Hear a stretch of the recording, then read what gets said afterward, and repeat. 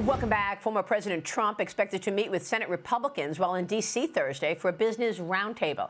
He's expected to address his plans for the summer and discuss ideas for a strategic 2025 GOP governing agenda. Wyoming Senator John Barrasso provided the invite, and he joins me right now. He is the Senate Republican Conference Chairman and is running for Senate GOP Whip. Senator, it's great to see you. Thank you so much for joining me this morning. Thank you, Maria. I want to hear more about this meeting with President Trump. Can you tell us what you're expecting to come out of this governing agenda? Well, when President Trump is reelected, and I believe he will be, we need to be ready. Ready to secure the border, ready to deal with high prices, ready to unleash American energy. People are tired of living in this world of Democrat-caused high prices, Democrat-caused open border. We need to get the country back on track. We're going to visit with President Trump about making sure that he gets elected and that the Republicans in the Senate are in the majority to help him accomplish the agenda. Well, look, you know that at this point, the Democrats will stoop at nothing to stop Donald Trump from returning to the White House. You just said you believe he will get elected. So the conviction, the attacks on Trump and all of Trump's officials, you don't think it's having any effect? Well, realistically, the American people are thinking about what's going on in their lives. And the number one and number two issue that are affecting people all across the country are the open borders, because right now every state has become a border state with the crime and the drugs and all of the implications of that. And in every state, people are suffering under these incredibly high prices. Joe Biden and the Democrats, he is the president and they are the party of high prices and open borders, and people are furious. Last night I had a telephone town hall meeting in Wyoming.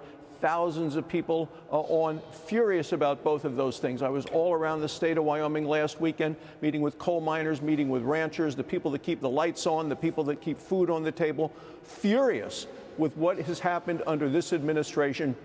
It is time for a change. The American people want that, and that's what we're going to be visiting with President Trump about on Thursday. Well, you're right, but I got to tell you, viewers are also upset with you and your colleagues that you have been unable to secure the border. Why not? Because we have a lawless president. Well, there is no new law that passed from the time that President Trump left office till the time that Joe Biden came in, except Joe Biden came out with 94 executive orders. This is a cumulative problem. 10 million illegal immigrants in here. Tried to impeach, the House did impeach the Secretary of Homeland Security for absolutely abusing the laws of this nation, and the Democrats blocked it. They will do, with the power they have as the majority in the Senate and in the White House with Joe Biden, do everything they can to keep this basically flood of illegal immigrants, this invasion of illegal immigrants coming into the country. The American people see it. They're disgusted with it. Their lives are being impacted. The drugs are killing people, children in our communities. This has to stop. And the only place it can stop is at the ballot box. No law being passed in Congress is going to make Joe Biden or the Democrats change their bad behavior. Yeah, you're right. People are truly disgusted. I want to get your take on this, though. A number of top Senate Republicans reportedly signaling support for term limits for their next leader. Whoever that leader is who will take over for Mitch McConnell when he steps down as minority leader in November. Senator, will you support term limits? Well, as chairman of the conference, I'll be overseeing the discussion on that, and I expect that we're going to have a full discussion of that. This wouldn't occur until in November, after the election of the president, after to find out if we're in the majority or not. And I'm running for the whip position, to be the number two, to be part of the team to help President Trump get his agenda across the line. Judges confirmed, his cabinet in place, but I expect there's going to be a full discussion about that. The Democrats don't have term limits. We have to decide if we want to do that for our leader. We do have them for other levels of leadership and for committee chairmanship, and that's 6 years. Well, why don't the Democrats have time limits, term limits? Why shouldn't everybody have term limits? They make their own rules. I'm not going to tell them how to run their own caucus. I am going to tell them that they're doing it wrong in terms of what we're dealing with a country with high inflation as a result of their spending, the high prices as a result of what the Democrats have done. in terms of regulations which have been punishing all across the country, killing American energy production. All of those things have made it worse for our country, and we need to make it better. And the way we can do that is win elections in November. Yeah, I'm going to get to that in a moment. I want to ask you about this memo that we're talking about this morning. But real quick, who do you want to see in the Mitch McConnell seat? Well, there are three people running. I work closely with all three of them, and as the whip, I'm going to work with whoever wins that election. All right. Fox Business has obtained a White House memo claiming that MAGAnomics would spark inflation, Senator. Okay? It reads this: as top economists warned that MAGAnomics would mean an inflation spiral or an inflation bomb, the Washington Post exposes that congressional Republicans are plotting even more deficit-busting tax giveaways to major corporations on top of extending the Trump tax scam for rich special interests. Obviously, the White House senior deputy press secretary is saying all of this. A new AP Norc Center poll finds just 30% of U.S. adults say that they approve of how Biden has handled student loan forgiveness, something he frequently touts on the campaign trail. 40% of adults disapprove, Senator. So it's not just all of the, excessive spending leading to sky-high inflation. It's also something he thinks is one of his best policies, and that's forgiving student loan debt. People are not approving.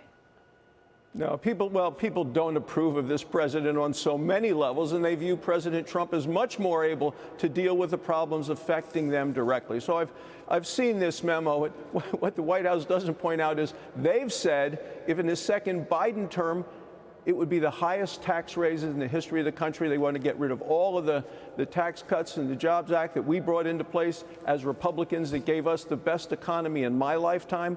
They're talking about a $3 trillion tax increase if the Democrats and Joe Biden win this election. That's why this election is so critical. The American people see the Democrats here trying to throw a Hail Mary pass, not to actually solve the problems that they caused, but help them to win the election. That's what this is about. We're a couple of weeks. Go ahead. Yep. Please continue, sir. Sorry. Just say that the cumulative inflation, and numbers are going to be out again tomorrow. You started the show talking about that. People are paying 20% more right now than they were when Joe Biden came in office. People can't afford that. It's $1,000 or more. They can't each month just to stay where they were when Biden came in office. People can't afford that. So instead, they're cutting back.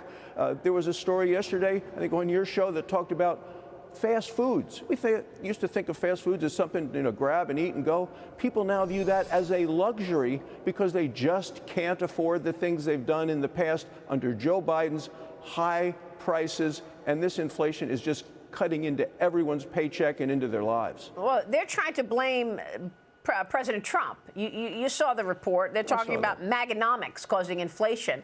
So what is the plan? Should Trump return to the White House to rein in inflation? Well, certainly you need to unleash American energy. You need to cut these punishing government regulations, which add to the cost of just about everything. Those are the things that President Trump did before, as well as continue the Trump tax cuts that worked so well, that helped people all across the country. That's what I heard about with the coal miners and our ranchers in Wyoming this past weekend. They want that to continue. They're not looking at the kind of tax increases as anything welcoming if Joe Biden is reelected president. Yeah. And you think Biden will be the nominee? I mean, all these stories about raising the idea that the Democrats want him out. They want a different candidate. The Journal the other day writing behind closed doors, Biden shows signs of slipping. Another opinion from the Journal by Ken Kachigan. Who's next in line after President Kamala Harris? Your thoughts, Senator? Well, I think you started the show this morning about one of the groups saying, look, the Democrats know they need to replace Joe Biden, but with who? And Kamala Harris doesn't do any better in the polls. Look, we need to get Donald Trump reelected to be put him in the White House, President of the United States. We know Joe Biden isn't up to the job today, let alone 4 years from now. It is time for a change, and there's no Democrat who's going to be better than Donald Trump in terms of my thoughts, in terms of what's better for the country to get us back on track. Senator, we'll be watching your work, certainly that meeting that you're planning on the governing agenda. Thanks very much for being here this morning.